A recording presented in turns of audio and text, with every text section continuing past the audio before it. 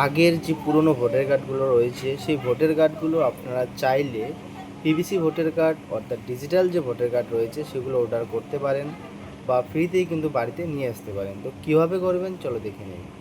মোবাইলে থাকা Google ক্রোমটি open করে নেবে। ওপেন করে নেওয়ার পর উপরে সার্চ বারে সার্চ করবে voters.eci.gov.in লিখে সার্চ করবে।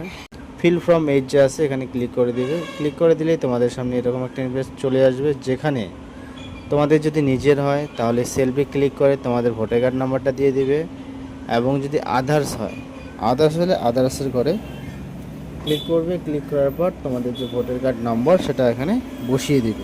বসিয়ে দেওয়ার পর সাবমিট বাটনে ক্লিক করে দেবে। ক্লিক করে দিলেই তো একটু পরে তোমাদের নাম, তোমাদের বাবার নাম এখানে শো করে যাবে।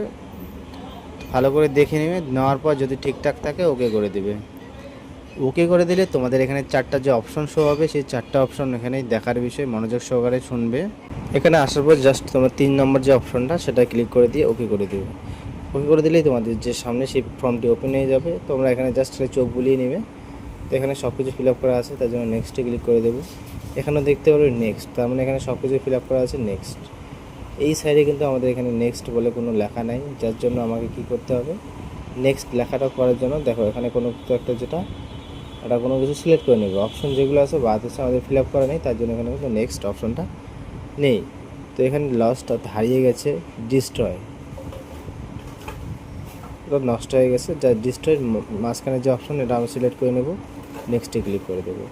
ক্লিক করে দেওয়ার পর এখানে তোমাদের ডেট প্লেসটা বসিয়ে দিবে, তোমাদের জায়গা বাড়ি যেখানে সেটা বসিয়ে দিবে।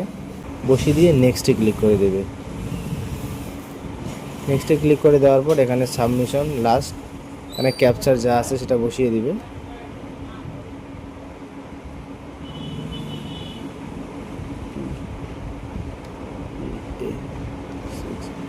বসিয়ে দেওয়ার পর প্রিভিউ অ্যান্ড সাবমিটে ক্লিক করে দেবে। ক্লিক করে দিলেই তোমাদের সামনে ঠিক এরকম একটা পেজ চলে আসবে, যেখানে তোমাদের শুধু সব কিছু ঠিক থাকে। তাহলে ই সাইন অ্যান্ড সাবমিটে ক্লিক করে দেবে। ঠিক আছে, তারপর আবার ইয়েস করে দিলেই তোমাদের কাছে আরেকটি নতুন পেজ খুলে যাবে।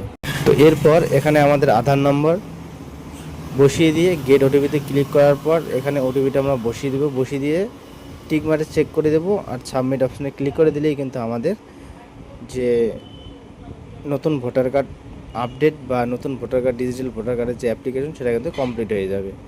তো এভাবেই কিন্তু খুব সহজেই নতুন ভোটার কার্ড তোমরা অর্ডার করতে পারো বা আপডেট করতে পারো।